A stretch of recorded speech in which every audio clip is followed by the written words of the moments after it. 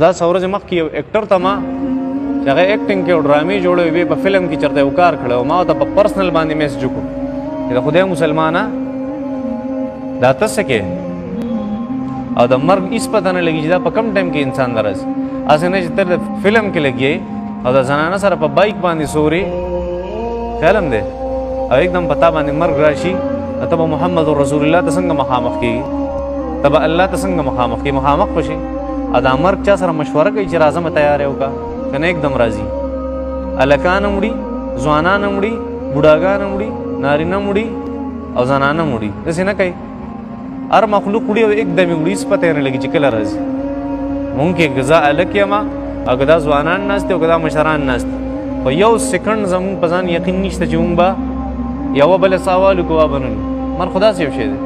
ما ورته د خدای مسلمانه د الله جل شانو احسان دی په تا باندې چې تا د ډرامو لږ شان ایکټینګ وکړو لکه پیسه درله راله ستا دونه ښکرو چې ته اوس اسلام آباد او لاهور یو ځای بل ځای کې ګرځې او څه کې فلمونه جوړې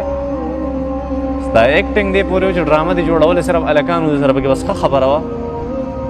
اوس ته په بایک باندې ناست یو جینۍ د شان سره شاته کېنولې او داسې عجیبه عجیبه حرکتونه کې او دا خبره مې ورته وکړه انسان له چې الله جل شانو کله وس ورکړي لومبی ګزار دی د الله جل شانو په حقوقو باندې کوي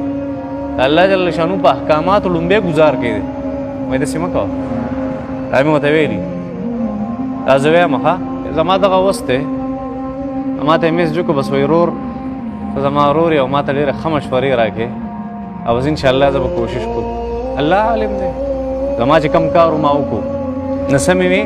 په دې بني اسرائیلو باندې موسی علیه السلام په دې قوم الله احسان دونه وکړو چې د هغې نه بچ کړه هغې غرق کړه او دوی راواړول او هلته एकदम ناشکري شروع کړه څه وي اجعل لنا الها کما لهم الهه څنګه چې دا بنو لخم یا د کنعان دا خلک بت پرستی کې دغه شان بوتان مونږ هم جوړ کړل چې خدایان زمونږ هم پکار دي حضرت موسی علیه السلام سو فرمایل بل انکم قوم تجهلون تا ټول نه لوی جاهل قوم یې